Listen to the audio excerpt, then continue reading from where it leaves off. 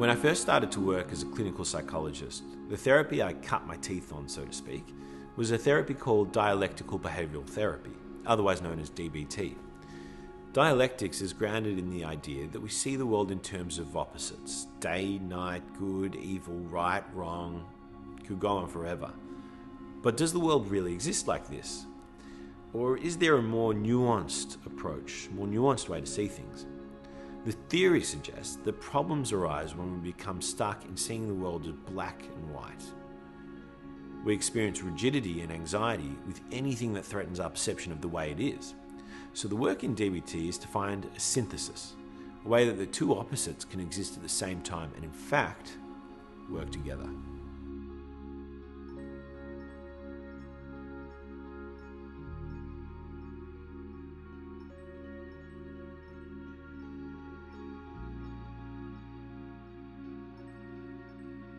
The final pattern I want to share with you is what I observe about the way that climate change is impacting our mental health is that the conversation around climate change and climate anxiety is polarized.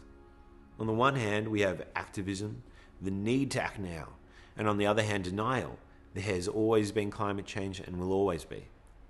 On the one hand, we have the importance of optimism, telling a positive narrative about our future, and on the other hand, we have the reckoning with despair. It's going to get a lot worse and we need to accept it. I quote filmmaker Damon Gameau in saying, "Twitter does to nuance what Facebook does to truth." In a world of fake news, truth is hard to be sure of, and we all have various ideas of truth. And in a world of sound bites, complexity is undermined, and opinions become more disparate with less room for a middle ground. The problem is, no one's feeling listened to. No one is feeling heard. And this feeling seems to be pervasive no matter what you stand for. How on earth do we come together? Do we drop the politics? Do we talk across perspectives? We know that these conversations need to happen. How do we have them? We know that when people feel attacked or threatened, they become more defensive. We know that when people are told what to do, they feel insulted. So how do we have conversations rather than conflict in a way that disarms the other person? There is a body of work called motivational interviewing, developed by clinicians working with people who have addiction. It focuses on leading with curiosity and inquiry. So often we want to feel heard entering into a conversation, and that makes sense. But instead, this approach means that the first thing we do, step number one, is entering into a conversation looking to give the other the feeling of being heard. We start with asking questions like, where are you at with climate change? Or what is your experience like? Or how are you impacted by the environment? And this isn't an easy thing to do. We have to really signal that we are listening, even when we couldn't think of anything worse, even when the other is saying things that are just plain wrong. Step number two is that when you hear in their words a moment of vulnerability, a moment where someone acknowledges something that they care about, just touch on it. Maybe ask a follow-up question. This is a pivot point in a conversation where you might be able to empathize or connect with the concern someone else has for the future. For example, they might talk about family or job loss or community in this moment. Differing views have been left, and a moment of connection is possible.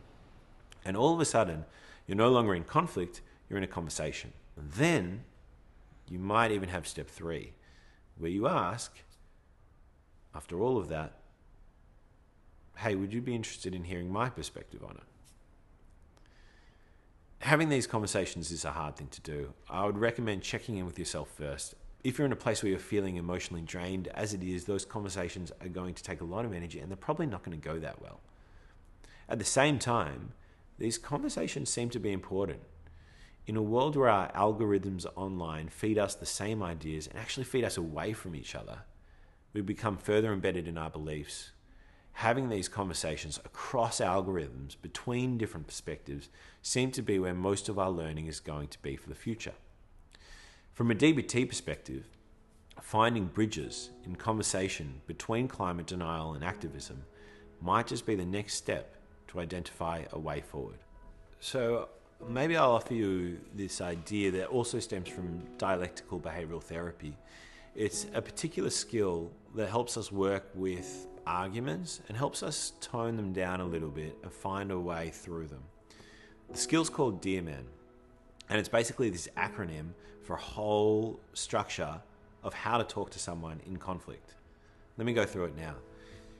The D stands for describe.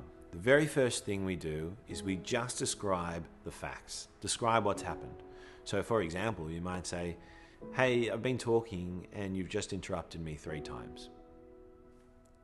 The next is E, express. We express how that makes us feel. I feel shut down. I feel sad. I feel like you don't want to listen. Expressing is so powerful because it's immediately a way for someone else to connect with something that you're going through. The next, A, is assert. And here what we want to do is, this is where we really throw in what we're looking for. We say, can you please let me finish, for example. And it's not said in a way where we're telling someone what to do or demanding something. We're asking, can you please let me finish? And finally, R, the reinforcer. This is where we throw in something that might actually be beneficial for the other person. So we might say, and then I'll let you talk, or and then I won't rip your head off, or and then we can have this conversation. So once we've done all of that, it really just looks quite simple. It's something like, hey, you've just interrupted me 3 times and I feel shut down. Can you please let me finish? And I promise I'll let you talk after. That's it. But we've got this whole structure going on behind it. Now, of course, we need to practice that because you can't just come up with that in the moment of conflict. It's tense. It's tough. We need to have that on hand. But it's definitely something worth practicing. Now, the man part, I'll just go through quickly. I think maybe it's called Dear Man because, let's face it, men more often like to poke and prod and don't listen. But the man part stands for M, which is mindfully. We just repeat this over and over again if someone's not listening. So it's like a broken record. We say, for example, you've just interrupted me 3, and they might talk, and you say, you've just interrupted me 3, and they might talk. You say, you've just interrupted me. So we keep going, and we get the whole thing out. The A stands for appear confident. And this means that you don't have to be confident. You just need to appear confident. You might raise your chin, you might give direct eye contact, and that might be tough, but appearing confident is more important than feeling confident in this situation.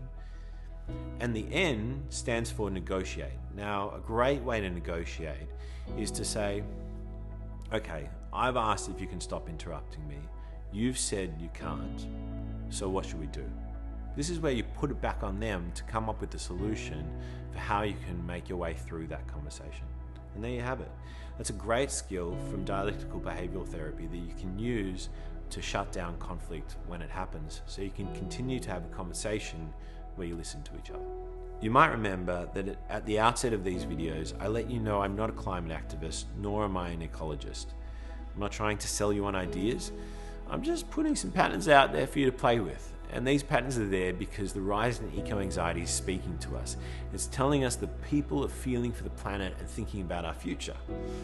You might be able to deny climate change, but you can't deny that people are feeling this way. If we listen, we might find a commonality in the very human experience of fear, a solidarity in it that inspires us to act from our values rather than discharge our feeling. If we listen to each other and prioritize the feeling of being heard over right versus wrong and good versus bad, perhaps giving the feeling of being listened to before receiving it, we might find ways to learn from each other and explore how best to navigate the uncertainty of our future together.